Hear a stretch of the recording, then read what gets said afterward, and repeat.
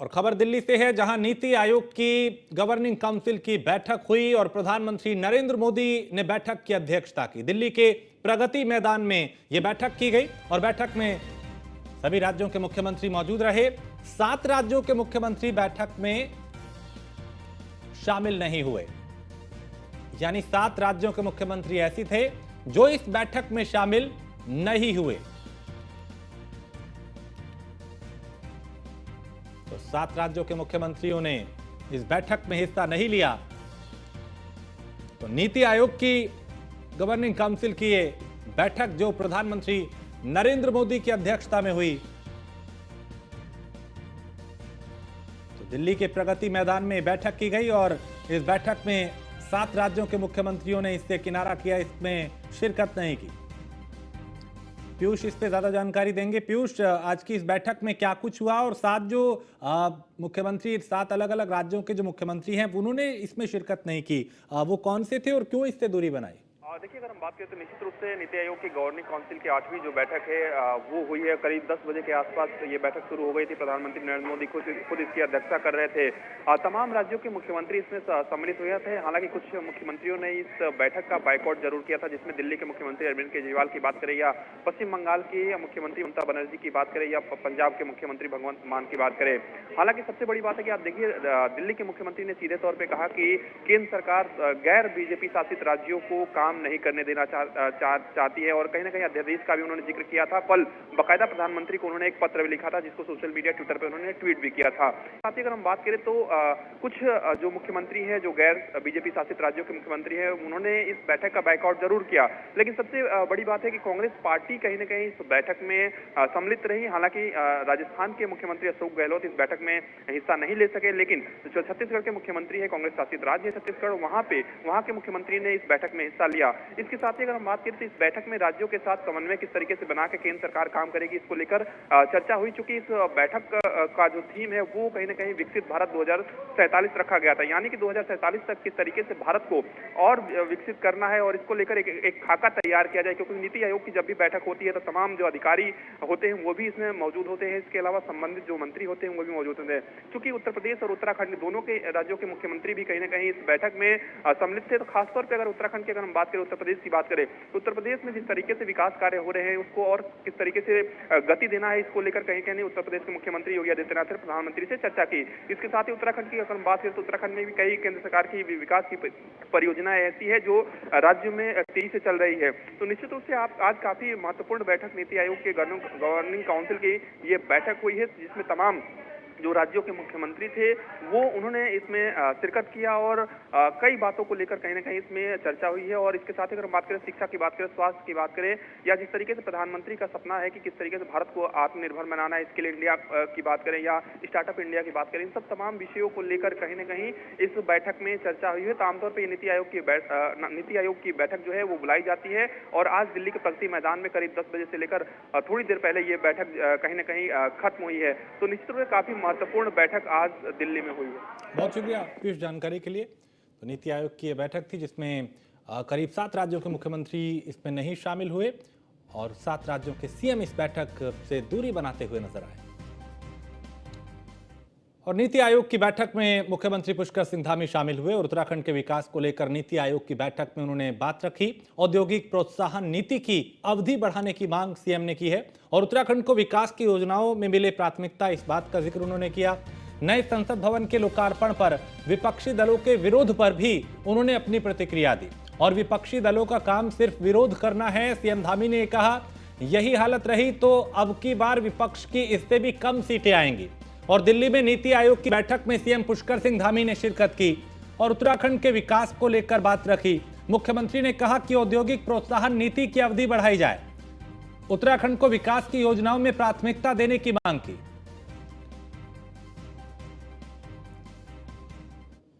यात्री पर्यटक जो हमारे यहाँ साल भर आते हैं, वो उत्तराखंड की जो कुल जनसंख्या है उस जनसंख्या से 5-6 गुना ज़्यादा है। तो निश्चित रूप से उनके लिए तमाम प्रकार की जो व्यवस्थाएं हैं वहाँ पर सभी जो ज़रूरी व्यवस्थाएं होती हैं वो हमको सुनिश्चित करनी पड़ती है। इसलिए हमने नीति आयोग के समक्ष ये बात भी रखी कि इतने सारे लोगों के लिए जो हमें प्रबंध करना पड़ता है, तो कहीं ना कहीं जब वित्तीय संसाधनों का आवंटन होता है तो हमारा ध्यान जो है उस पर रखा जाना चाहिए कि जिस प्रकार से हम ये करते हैं। और साथ ही साथ जो राज्य में हमारे यहाँ पर 25 मेगावाट से कम लघु एवं सूक्ष्म जल विद्युत परियोजनाओं का जो उत्पादन है उसकी क्षमता 3500 मेगावाट है, और अभी हम केवल 200 मेगावाट ही जो है दोहन कर पा रहे हैं। तो मैंने ये भी अनुरोध किया कि जो 25 मेगावाट से कम क्षमता के जो प्रोजेक्ट हैं उनको आवंटन का और उनके क्रियान्वयन का जो है अधिकार राज्य को ही दे दिया जाए, जिससे कि लगभग 3000 मेगावाट अधिक जो हमारी क्षमता है 3000 मेगावाट, उसका भी जो है हम ठीक प्रकार से उपयोग में ला पाएँ, जो राष्ट्र को सशक्त राष्ट्र के लिए और ऊर्जा उत्पादन के लक्ष्यों में देश को भी हम सहयोग कर पाएंगे। इसी प्रकार से नदी जोड़ो योजना के अंतर्गत ग्लेशियर जो हमारे फेड नदियों को रेन फेड नदियों से जोड़ने के लिए भी मैंने अनुरोध किया है कि जो साल भर हमारी नदियां चलती हैं उन नदियों में जहां पानी कम हो रहा है उनको जोड़ने के लिए हम योजना बना रहे हैं, और भारत सरकार से इसमें भी मैंने सहयोग के लिए उनसे कहा है। कि भारत की मान सम्मान से जुड़ा हुआ विषय है, भारत का संविधान, भारत की सबसे सर्वोच्च संस्था हमारी भारत की संसद है। तो इनका वही है कि कोई भी अच्छा काम आदरणीय मोदी जी के नेतृत्व में होता है तो केवल विरोध के लिए विरोध करते हैं। पूरे देश की जनता आज इसका स्वागत कर रही है। आने वाले समय में निश्चित रूप से इनके इस प्रकार के रवैये को जो देश। और खबर दिल्ली से है, जहां शराब घोटाला केस में सिसोदिया की मुश्किलें और बढ़ सकती हैं। सीबीआई की सप्लीमेंट्री चार्जशीट का कोर्ट ने संज्ञान लिया है और राउज एवेन्यू कोर्ट में 2 जून को फिर पेशी होगी। तो सिसोदिया समेत सभी आरोपियों को समन जारी किया गया है। तो राउज एवेन्यू कोर्ट में 2 जून को फिर पेशी है।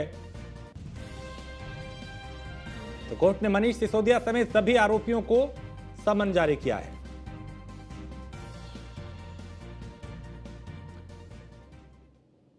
और संसद के नए भवन का उद्घाटन कल प्रधानमंत्री नरेंद्र मोदी करेंगे। दोपहर 12 बजे पीएम मोदी उद्घाटन करेंगे और सुबह 7 बजे से हवन पूजन का कार्यक्रम होगा। सुबह 7:30 से 8:30 बजे तक हवन और पूजन होगा और पूजा के लिए गांधी मूर्ति के पास पंडाल लगाया जाएगा। पूजा में पीएम मोदी और लोकसभा स्पीकर ओम बिरला शामिल होंगे। राज्यसभा के डिप्टी चेयरमैन समेत कई मंत्री भी मौजूद रहेंगे। इसके बाद सुबह 8:30 से 9 बजे के बीच लोकसभा के अंदर सेंगोल को स्थापित किया जाएगा और सुबह 9:30 बजे यानी 9:30 बजे प्रार्थना सभा होगी। तो पूजा में पीएम मोदी और लोकसभा स्पीकर ओम बिरला भी शामिल होंगे। राज्यसभा के डिप्टी चेयरमैन समेत कई मंत्री यहां पर मौजूद रहेंगे ऐतिहासिक पल का गवाह बनने के लिए। पूरे देश की दुनिया की नजरें कल नए संसद भवन पे होंगी। सुबह 9:30 बजे प्रार्थना सभा होगी। प्रार्थना सभा में शंकराचार्य समेत कई बड़े विद्वान शामिल होंगे।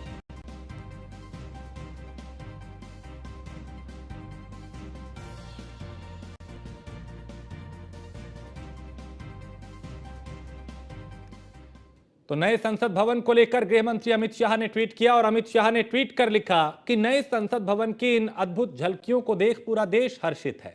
ये संसद हमारी संस्कृति और आधुनिकता के मिलन का अप्रतिम उदाहरण है और मेरा सौभाग्य है कि प्रधानमंत्री नरेंद्र मोदी जी के नेतृत्व में पुराने और अब इस नए संसद भवन में एक जनप्रतिनिधि के रूप में सेवा करूंगा। देशवासी इसके उद्घाटन को लेकर उत्साहित है। तो नई संसद के उद्घाटन बहिष्कार पर शिकायत की गई है। कांग्रेस अध्यक्ष खड़गे केजरीवाल के खिलाफ शिकायत की गई है। सुप्रीम कोर्ट के वकील विनीत जिंदल ने शिकायत भेजी है और दिल्ली पुलिस कमिश्नर को यह शिकायत भेजी है। खड़गे केजरीवाल के खिलाफ एफआईआर दर्ज करने की मांग की गई है।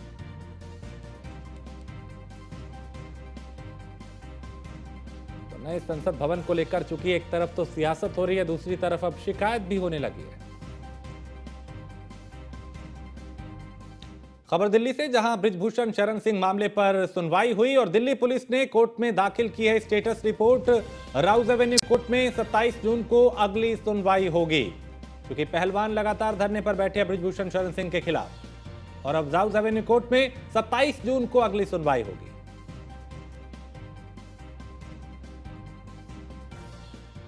और नए संसद भवन के उद्घाटन को लेकर सियासत लगातार हो रही है। विपक्ष का कहना है कि मोदी से नहीं, संसद का उद्घाटन नहीं होना चाहिए, नरेंद्र मोदी के हाथों से नहीं होना चाहिए। वहीं बीजेपी के नेताओं ने विपक्ष को घेर लिया।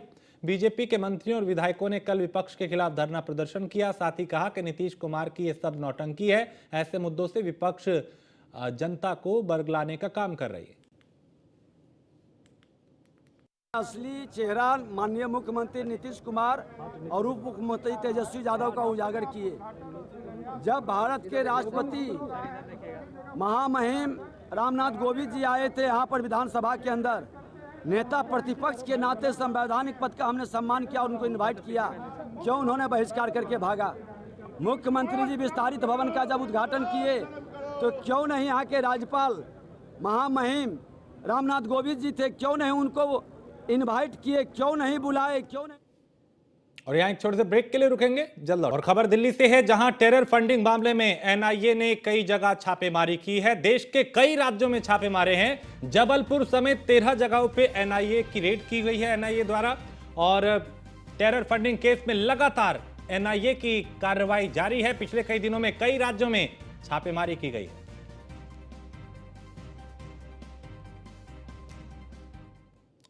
और दिल्ली के मुख्यमंत्री अरविंद केजरीवाल ने हैदराबाद पहुंच के तेलंगाना के सीएम केसीआर से मुलाकात की। और दिल्ली और तेलंगाना के सीएम की मुलाकात के दौरान पंजाब के मुख्यमंत्री भगवंत मान भी मौजूद रहे।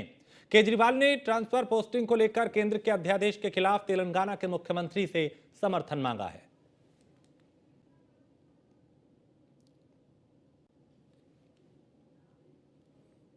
और अब अमेरिका में होगी दिवाली की धूम। दिवाली डे एक्ट के लिए पेश हुआ है विधेयक। न्यूयॉर्क असेंबली में कानून लाने की तैयारी की जा रही है। अमेरिकी संसद में यह विधेयक पेश हुआ है।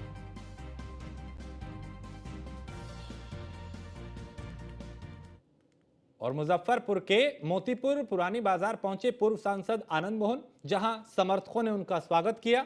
बता दें कि आगामी 23 नवंबर को पटना गांधी मैदान में कार्यक्रम होना है, जिसे लेकर आनंद मोहन लगातार अलग अलग जिलों का दौरा कर रहे हैं। वहीं डीएम के हत्याकांड मामले में कहा कि किसी ने खबरा गांव में आने की कोशिश नहीं की। आखिर खबरा में उस दिन हुआ क्या था? हमारे साथ थे, कल तक हमारा स्तुतिगान गाते थे, हमारे साथ उठते बैठते थे, हमारे साथ कलवैया लेते थे, हमारे साथ गठबंधन बनाते थे।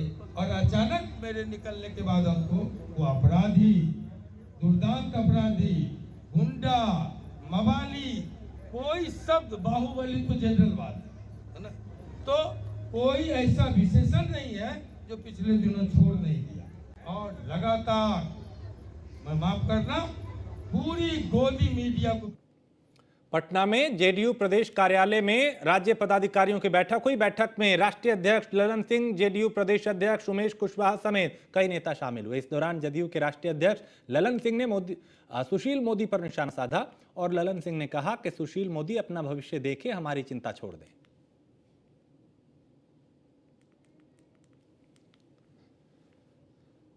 तो कल नए संसद भवन का उद्घाटन होगा। वहीं विपक्षी दलों ने पीएम के जरिए उद्घाटन को लेकर विरोध किया। इस कड़ी में बिहार के सीएम नीतीश कुमार ने नाराजगी जाहिर की। नीतीश कुमार ने कहा कि सत्ता में बैठे लोग इस देश के इतिहास को बदल देंगे। आजादी के वक्त से जो चीज जैसी थी उसे ही विकसित करना चाहिए था, ना कि दूसरा बनाना चाहिए था। और भागलपुर के भूतनाथ मंदिर परिसर में महिला से हुई छेड़खानी के मामले में आरजेडी नेता ने बयान दिया। आरजेडी नेता तिरुपति नाथ यादव ने प्रेस कॉन्फ्रेंस के दौरान इस घटना को षड्यंत्र बताया। उन्होंने कहा कि ये एक बीजेपी की सोची समझी साजिश और षड्यंत्र था, जो एक महिला को आगे कर बदनाम करने की कोशिश है। सभा का कोई बोल रहा है, आज जो हम उसका करवाए वो तो मेरे साथ ही न था जी। सब भूल गया कि जो चीज की कमी थी उसी बिल्डिंग का नाम बढ़ाए हैं, नया थोड़े बनाए हैं। नया असेंबली का कोई भवन बनाए हैं, हम लोग तो उसी का एक्सपेंशन किए हैं ना। आप जानते हैं कि जो भी कमेटी बनती थी उनको बैठने की जगह नहीं थी, तो सबका एक्सपेंशन करके सब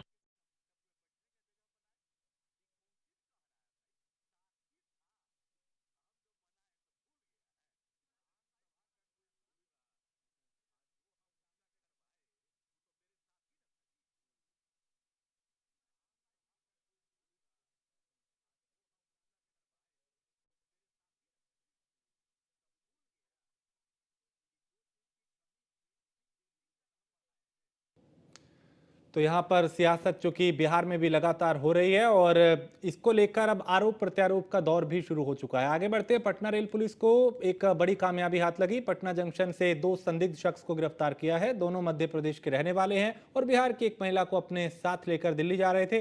पुलिस की पूछताछ में खुलासा हुआ कि दोनों महिला को बहला फुसला कर ले जा रहे थे। जानकारी के मुताबिक महिला को 2,27,000 रुपए में बेचा गया था। महत्वपूर्ण गैंग को पकड़ा गया है, जो कि अंतर्राज्यीय गैंग है, जो कि यहाँ से लड़कियों या महिलाओं को जबरन शादी कराया जाता है। शादी के बाद क्या किया जाता है? शादी करवाने के बाद शादी लड़की को ये अभी इस विषय पर और भी जानकारी प्राप्त की जा रही है। ये तथ्य आया है सामने कि ये जैसे लड़के जो पीड़ित महिला आई, जो रहने ससुराल जिनका जमुई है, पूर्व से शादीशुदा है, उनके पास एक बच्ची थी, 3 साल की बच्ची। तो ये जब आए पटना जंक्शन तो ये इसी तलाश। और नए संसद भवन के उद्घाटन को लेकर सियासी घमासान मचा हुआ है। प्रधानमंत्री नरेंद्र मोदी के द्वारा नए भवन का उद्घाटन होना है, लेकिन इसको लेकर लगातार विपक्ष बीजेपी पे हमलावर है। विपक्ष का कहना है कि बीजेपी की ये सब एक साजिश है, बस वो सारे काम का श्रेय लेना चाहते हैं, इसलिए वो राष्ट्रपति से उद्घाटन ना करा के प्रधानमंत्री से करवा रहे हैं।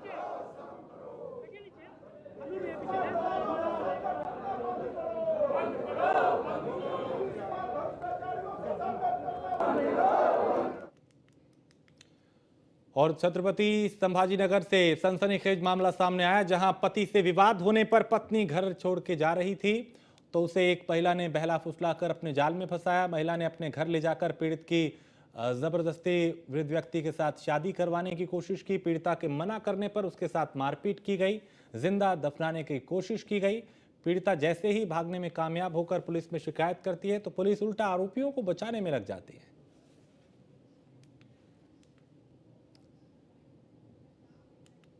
औरंगाबाद जिला स्ट्रॉबेरी की खेती में इतिहास रच चुका है, लेकिन अब सेब की खेती में भी इतिहास रचेगा।